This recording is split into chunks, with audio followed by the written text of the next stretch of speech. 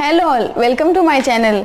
सी, हम लोगों ने लास्ट वीडियो में प्राइवेट कंपनी का टर्म डिस्कस किया था। वीडियो के एंड में मैंने बताया था कि प्राइवेट कंपनी का फर्दर क्लासिफिकेशन किसमें हुआ है, small company and one person company. So आज हम उसमें का स्मॉल कंपनी ये टर्म डिस्कस करेंगे। सी, स्मॉल कंपनी को कहाँ डिफाइन किया है, कंपनीज एक्ट 2013 में सेक्शन 2 क्लॉज 85 के अंदर स्मॉल कंपनी की लीगल डेफिनेशन मेंशन की है। सी, वो डेफिनेशन स्टार्ट ही किससे होती है, small company is a company other than public company. ये आपको हमेशा याद रखना है कि small company is always a private company. Public company भले ही अगर वो जो स्मॉल कंपनी की डेफिनेशन में बैठती भी है, क्राइटेरिया फुलफिल भी करती है, but still it will not be regarded as small company because public company को वो एप्लीकेबल ही नहीं है। Public company can not be a small company. क्या बोलती है स्मॉल कंपनी की डेफिनेशन? सी, इसकी जो डेफिनेशन है ना, ये 2 क्राइटेरियाज पे बेसिस है। फर्स्ट क्या है, पेड अप कैपिटल। इसको हम क्या बोलते हैं शॉर्टकट में, PUC।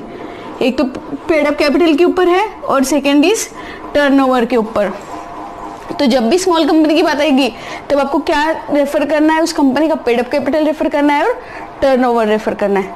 तो अब क्या है वो क्राइटेरिया, पेड अप कैपिटल के लिए क्राइटेरिया है, current criteria is 50 lakh rupees.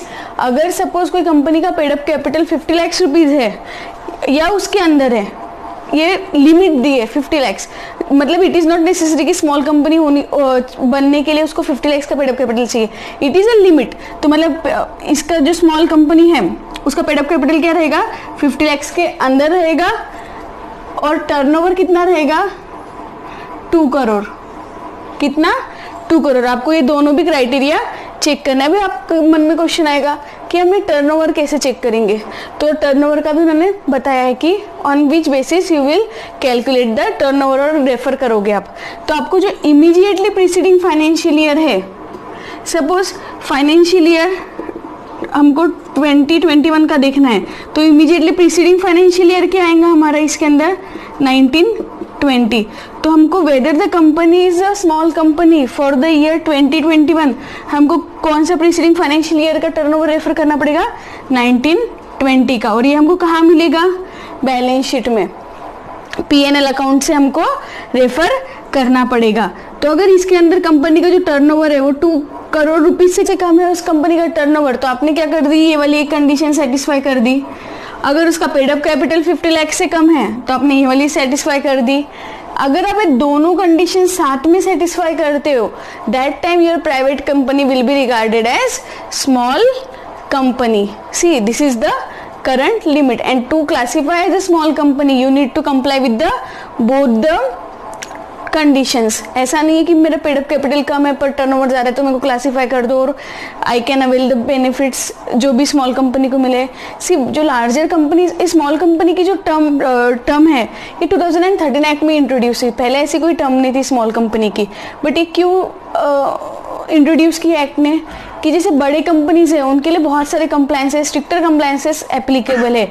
तो स्मॉल कंपनी जो होती है या फिर जो स्मॉल स्केल या मीडियम स्केल कंपनीज होती है वो ये सारे जो कंप्लायंसेस है इसका ना ही कॉस्ट बियर कर सकते हैं, ना ही उसमें इतना टाइम इन्वॉल्व कर सकते हैं, ना ही उनके लिए इतना वो स्ट्रिक्टेड प्रोविजंस एप्लीकेबल होते हैं। तो उन सबको बिजनेस को ग्रो करने पर फोकस करने के लिए instead of complying with the all the provisions, ताकि वो अभी अपना बिजनेस ग्रो कर सके, बिजनेस ग्रोथ के ऊपर ध्यान दे सके, इसीलिए उनको कंपनी एक्ट ने बहुत सारे एग्जाम्पशंस भी दिए हैं, प्रिविलेजेस भी दिए हैं और बेनिफिट्स भी दिए हैं। इसलिए जो इनिशियल कंपनीज होती है, initial private companies are always small companies, जो ये दोनों भी कंडीशंस क्या करती है, सेटिस्फाई करती है। See, this is the current limit. अब आपको ये लगेगा कि हमेशा डेफिनेशन यही रहेगी कि स्मॉल कंपनी की, नहीं। आप लोगों ने सुना होगा कि कंपनी एक्ट में बहुत बार अमेंडमेंट आए। आपने किसी से सुना होगा यार कंपनी एक्ट फिर वो सेक्शन में फिर से अमेंडमेंट आई, ये सेक्शन अमेंड हो गया। तो ये अमेंडमेंट क्या होती है कि जो एग्जिस्टिंग प्रोविजन है, एग्जिस्टिंग सेक्शन है या फिर एग्जिस्टिंग जो भी रिटर्न है, अगर उसमें कुछ अल्टरेशन होता है, अल्टरेशन में क्या क्या हो सकता है, एक तो एडिशन हो सकता है, कुछ नया ऐड हो जाए, डिलीशन हो सकता है, कुछ सब्सटीट्यूट हो जाए कि जो ऑलरेडी मेंशन था उसके अलावा कुछ और आ जाए, या फिर कुछ अल्टरेशन हो सकता है, कुछ भी एग्जिस्टिंग है उसमें चेंज हो जाए। तो फिर ये वाली जो डेफिनेशन है ये अभी करंटली एप्लीकेबल है, but it can be modified. आगे कभी भी सेंट्रल गवर्नमेंट ऑफिशियल गैजेट के अंदर इस डेफिनेशन को क्या कर सकता है, अमेंड कर सकता है। कितना अमेंड कर सकता है, सेंट्रल गवर्नमेंट के ऊपर भी लिमिट है कि वो मैक्सिमम ये पेड अप कैपिटल जो है वो 10 करोड़ तक बढ़ा सकता है और टर्नओवर कितना बढ़ा सकता है, 100 करोड़ तक बढ़ा सकता है। But this is for future, for present we need to consider 50 lakhs and 2 crore limit. इसीलिए उसकी डेफिनेशन में दिया है 50 lakhs और 2 करोड़ और सच हायर अमाउंट एज में भी prescribe we shall not be more than, मतलब सेंट्रल गवर्नमेंट के पास में भी कितना लिमिट है, 10 करोड़ और 100 करोड़। सपोज कंपनी के डेफिनेशन से स्पेसिफिकली किसको एक्सक्लूड किया है, होल्डिंग एंड सब्सिडरी कंपनी। कोई भी कंपनी अगर वो होल्डिंग है या सब्सिडरी कंपनी, भले ही प्राइवेट भी है, बट अगर वो होल्डिंग कंपनी है किसी कंपनी के, वो सब्सिडरी कंपनी है, तो भी उसको एप्लीकेबल होगा क्या, नहीं होगा। Section 8 company, not for profit companies, उसको भी एप्लीकेबल होगा क्या ये प्रोविजन, नहीं होगा, बेनिफिट्स एप्लीकेबल नहीं होंगे। या फिर कंपनी और body corporate which is govern by special act, अगर ऐसे कोई कंपनी है जिसको स्पेशल एक्ट गवर्न करना है तो भी उसको ये डेफिनेशन एप्लीकेबल होगी क्या, नहीं। और हम लोग बोल सकते हैं क्या, एक्सक्लूजन में हम लोग हमारे इससे ऐड कर सकते हैं क्या, पब्लिक कंपनी कर सकते हैं, बिकॉज क्यों, पब्लिक कंपनी भी को भी स्पेसिफिकली एक्सक्लूड किया है, स्टार्टिंग में बोला है कि पब्लिक कंपनी को एप्लीकेबल नहीं होगा।